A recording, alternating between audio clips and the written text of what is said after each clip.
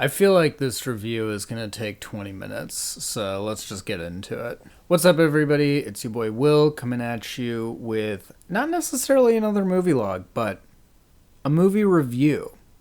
Since I didn't really take the opportunity with the John Wick video to sort of announce that I'm transitioning into doing single movie reviews, so there's that.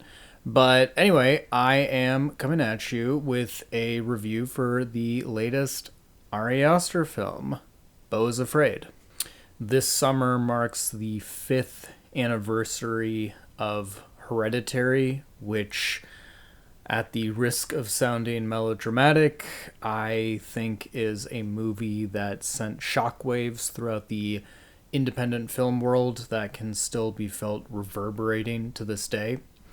This summer also marks the 4th anniversary of Ari Aster's follow-up, Midsommar, and I'm not going to spend the first 5 minutes of this review talking about what those movies mean to me or sort of contextualizing them within this oeuvre that Aster has already established for himself that has culminated in this latest movie. But I am going to just preface this by saying that I'm really happy to see Aster sort of cash in the industry favor that he has curated with his first 2 movies to create this.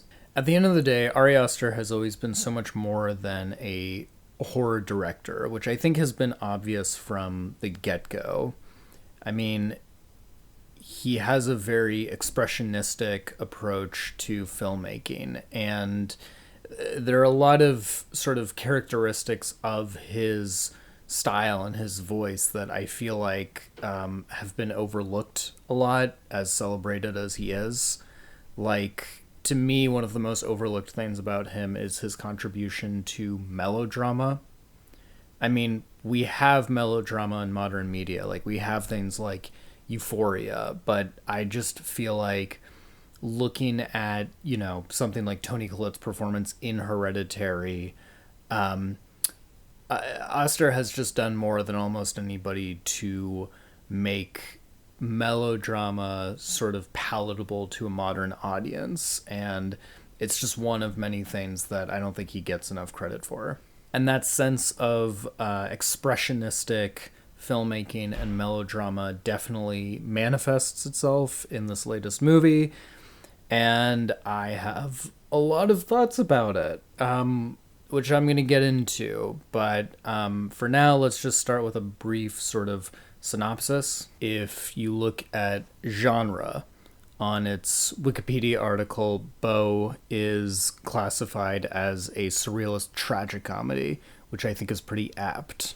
As far as its plot is concerned, it has been billed as a movie about a neurotic Jewish man who must embark on a Homeric odyssey to get to his mom's house, which I think is also pretty accurate. Structurally, the movie can be split into 4 pretty distinct parts, which I think is helpful if you're trying to sort of wrap your arms around it or understand it. The first part takes place in this kind of dystopian New York City where we are introduced to the character of Beau, who's played by Joaquin Phoenix. When we're introduced to him, he is trying to make arrangements to go and visit his mom, but he's also trying to navigate this sort of series of paralyzing anxieties that are essentially reflected in the dystopian New York hellscape that exists right outside his apartment.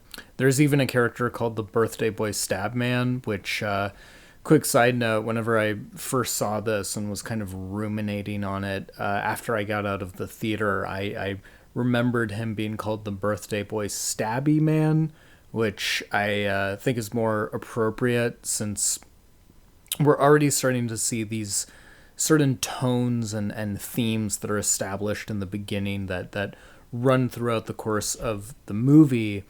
and one of them is this very irreverent and juvenile sense of humor. Then, after experiencing a series of traumatic events, we get to the second part of the movie where Beau is sort of finds himself stranded in this house of this kind of very nice but suspicious suburban family that is in the process of grieving the loss of their veteran son while also dealing with a very troubled teenage daughter. And then the third part of the movie, we see him sort of find himself embedded in this kind of experimental traveling theater group. And then finally, the fourth part of the movie sees Beau arriving at his, well, mild spoiler alert, but the fourth part of the movie sees him finally getting to his mom's house, which then culminates in this very climactic, but also weirdly anticlimactic ending. I know I said that Beau's four-part structure is helpful if you're trying to understand or sort of wrap your arms around this, but I don't want to give any false pretenses to anybody who is interested in watching this, and I really do want as many people to see this movie as possible and to have as successful a viewing experience as possible. And I think the most important thing to know is that it is not a movie that is meant to be understood. It is a movie that is meant to be experienced. That's the kind of level that it operates at. And that puts it in a category with most of my favorite movies. In general, I think that film is something that is not meant to be understood. I think that it is meant to be experienced. And while that is something that I definitely liked about this, and while this was a movie that I did ultimately like, I'm not sure if I can say that I loved it. And there were some reservations that were kind of dogging me during and after my viewing experience that just prevented me from really being able to say that I loved this or that I was floored by it. I think one of my main issues with Beau's Afraid is that there were a lot of different moments that sort of confounded me, but confounded me in the worst way possible, right? I mean, I can look at a movie like Mulholland Drive and cop to the fact that I don't understand it, but I still love that movie because even if it doesn't make sense to me on an intellectual level, it does make sense to me on an emotional or kind of subconscious level. And there were a lot of moments in Beau's Afraid that really just kind of like didn't make sense to me. Like, you know, as an example, like the scene where he has sex with Parker Posey and then she immediately dies, or the scene where he is in the attic with the penis monster and then the veteran who's been sort of hounding him comes in and gets killed. But like, I thought we had already seen him get killed whenever he was raiding the traveling theater group. Or the scene where the teenage daughter kills herself by drinking paint in this kind of fit of resentment towards Beau. I also just like didn't really understand the point of the animation sequence or what Beau's sort of hypothetical family was supposed to represent or how I was supposed to feel about that. And that's kind of my main issue here, is that it's not just that these scenes didn't make sense on an intellectual level to me. They really just kind of didn't resonate with me on an emotional level either. And I think that there's also an issue with the sort of four-part structure here. I can identify what the four different parts of this movie are, but I don't understand how they fit together in this kind of cohesive whole. all of this brings us to the ending of Beau, which up until this point I had felt enjoyed, but also confounded, but also ambivalent about what I was watching. And the ending is a real sort of light switch moment for me, because it was when I went from feeling all of those things to feeling angry. Because, so at the end of the movie, we find out that all of this, everything that we've seen up until this point, has been this sort of orchestrated plot perpetrated by Beau's mom to test his loyalty as a son. And when he fails in that test, he is literally put under trial for it. This is where a lot of the expressionism and melodrama that I mentioned earlier really come into place. Because if you want to understand the ending of Beau, you have to sort of look at it through an expressionistic lens. Because even though it seems like the ending is literally about his mom, it actually has nothing to do with his mom and is entirely about him. It's about him and his guilt that he feels as a son, and sort of how that guilt plays out in his imagination. Because the takeaway here is not that Beau has an overbearing mother who sucks. The point is that he has a mom who is probably somewhat overbearing, but that overbearingness combines with his insecurity to create this very sort of melodramatic internal dialogue that plays out in his head. He feels guilty as a son, and Ari Aster is sort of using this canvas to kind of explore that guilt to its most logical or its most extreme conclusion, rather. The reason I feel compelled to draw all of this out is because I don't want people to get it twisted that I don't understand the end of this movie. I understand it perfectly well, and I understand what Ari Aster was trying to accomplish, and I actually appreciated what he was trying to accomplish, and I did like it. It's just that by the time we get to the trial, I kind of started to feel my eyes roll into the back of my head, because it felt very ham-fisted.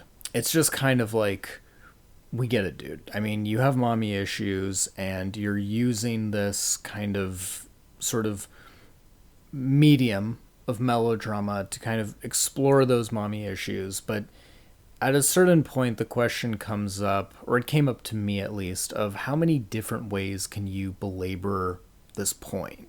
I mean, it feels so belabored. And it really doesn't help the fact that the ending of Beau is essentially the Truman Show. Like, I don't know how nobody is talking about this, but it's the Truman Show. It's literally just the Truman Show. I know that I've spent the majority of this review talking about what I don't like about this movie, but now I have to talk about what I do like. Because at the end of the day, the issues that I just outlined are blemishes. Even if they're very jarring blemishes, even if they are completely unavoidable, they are still blemishes, and they're not the first thing that I think about. I've had a few weeks to digest Beau's Afraid, and the first thing that I think about whenever I think about this movie is not those specific moments or those gripes that I have, but rather a very specific moment and a very specific scene that always kind of butts its way into my head first thing anytime I think about this. And it's the image of Beau sitting in the back of an SUV wearing nothing but his pajamas, being forced to smoke a blunt that has God knows what in it, which is then followed by him experiencing a bad trip and then having to, sort of being led down this kind of trauma diagnosing flashback. And the reason I always think about that scene is not even because there's anything particularly special about it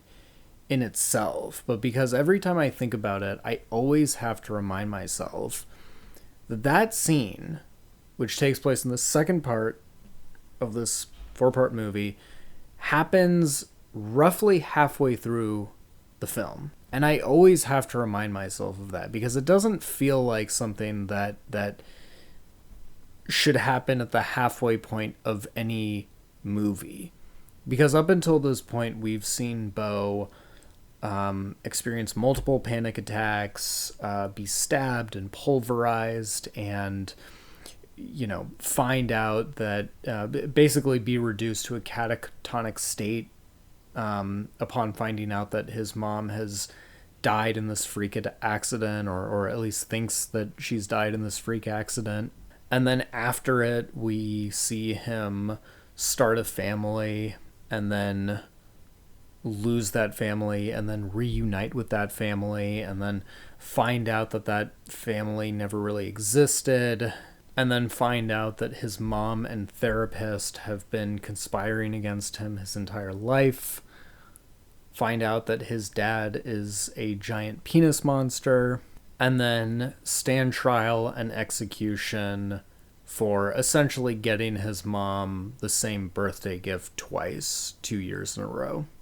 When you take a step back and look at the sheer scope of the story and the sheer scope of the way in which it's presented, it's hard not to feel at least a little bit awestruck. It really does feel like Ari Aster has essentially transcended the 3-hour runtime of his film in terms of epicness. And it's not just epicness for the sake of epicness. I mean, there's also something that is very kind of sad and affecting at the heart of this, even if it doesn't sledgehammer you as directly as Hereditary and is kind of obfuscated by all of this sort of irreverence and very juvenile humor. Like I said, this is a big, unwieldy meal of a film that I think will benefit more from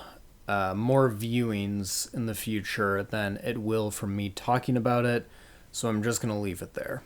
At first, I was reluctant to give this a star rating because it always feels reductive, but it felt especially reductive in this case. But it has been a few weeks since I've seen this, and I do feel like I've had enough time to kind of digest how I really feel, especially in the process of making this review. So thank you for giving me a reason to do that. But I'm going to give Beau's Afraid 3.5 out of 5 stars. As always, be sure to comment, and if you want to incentivize me to make more videos and more reviews, just be sure to like and subscribe. Until next time, I will see you in the next video.